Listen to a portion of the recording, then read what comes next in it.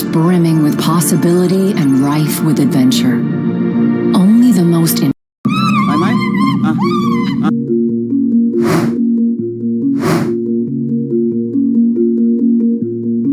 Civil authorities in your area have reported that the bodies of the dead are rising from their graves and attacking the living. Fuck this. It began like any ordinary live stream. A YouTuber named Rubsy was pet sitting at a friend's house, casually talking to his viewers as the camera rolled. Nothing unusual, until the door behind him slowly creaked open on its own. At first, it seemed like a coincidence. Maybe a draft, maybe bad hinges. But then the lights flickered, shadows danced, objects shifted like invisible hands were at play. His viewers saw it all. Real-time, unfiltered, impossible to edit out. Most people would have panicked, slammed the laptop shut, and bolted out of the room. Not Rubsy. He kept calm, sitting there as if the supernatural was just another chat message on his screen. His voice steady, his tone almost casual, even as chaos unfolded inches from his back. That's what made it chilling. Because sometimes the scariest thing isn't the ghostly movement, it's the eerie calm of the person living through it. Was Rubsy just numb to the fear? Or did he know something his viewers didn't? The stream ended, but the footage still circulates online, leaving people unsettled every time they rewatch it. One simple live stream transformed into one of the most infamous paranormal broadcasts ever caught on camera. And that was only the beginning, because the next disaster didn't just spook viewers, it turned deadly. In 2018, a live broadcast meant to celebrate endurance and athleticism turned into tragedy.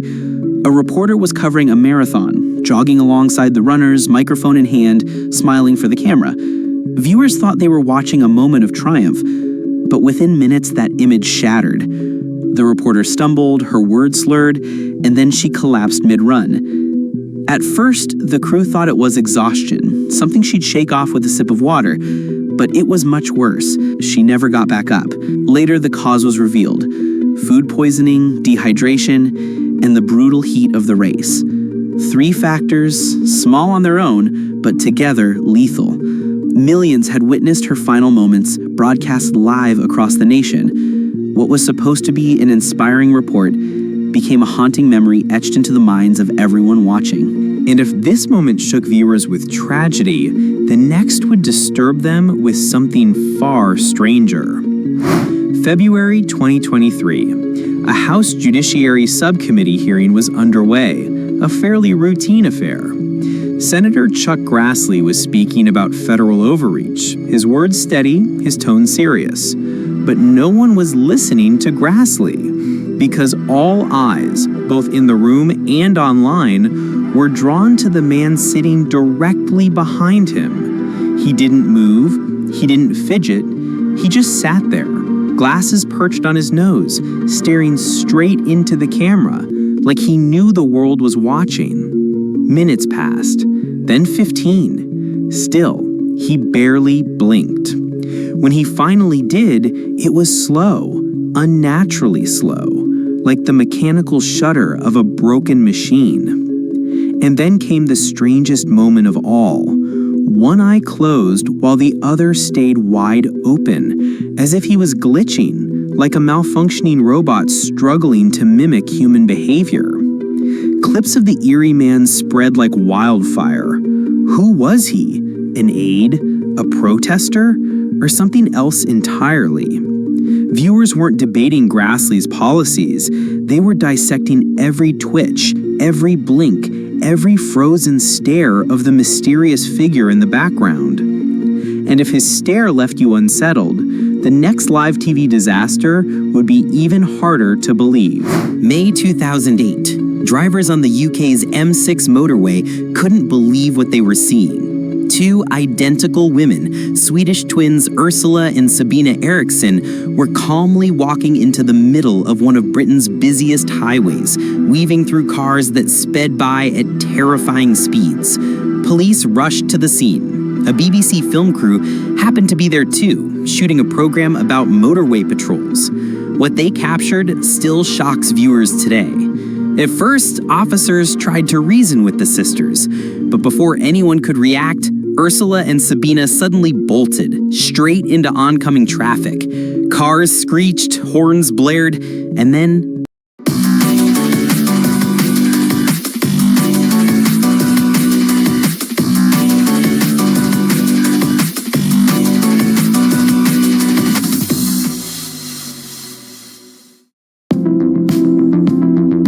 Run Windows, Linux, and more on your Mac with unmatched performance and compatibility. Manage all your virtual machines in one place with Control Center. Select a profile to match your needs, productivity, gaming, or development. impact.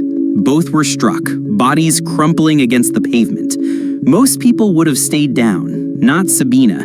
Within minutes, she regained consciousness, got to her feet, and fought the officers trying to help her.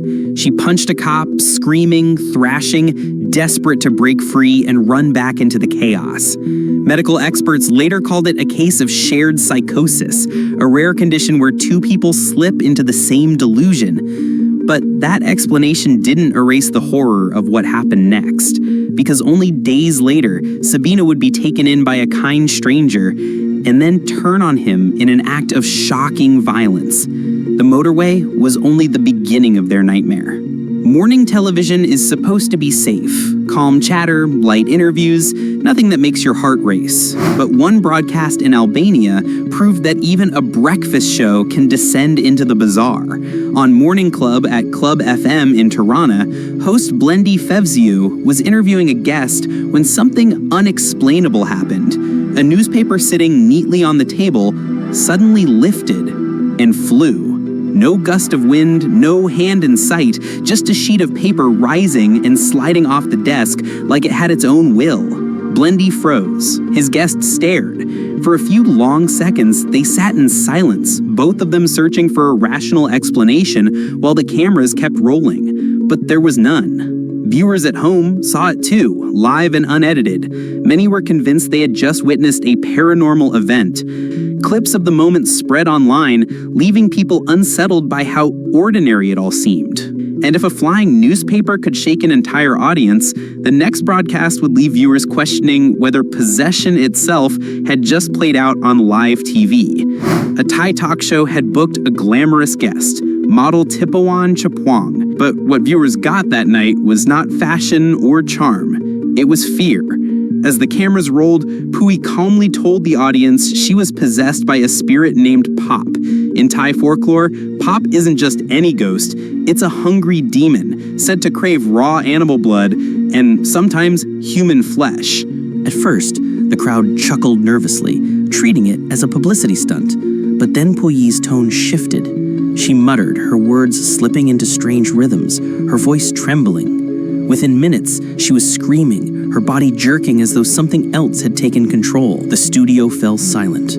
The host frozen, unsure whether to continue the interview or call for help. Others looked for the exit.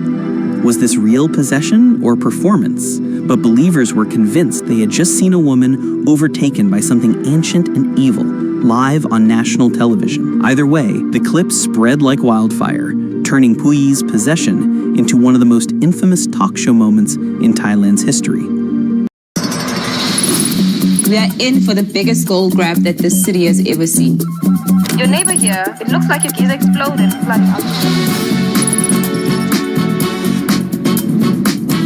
Laser beams. Oh.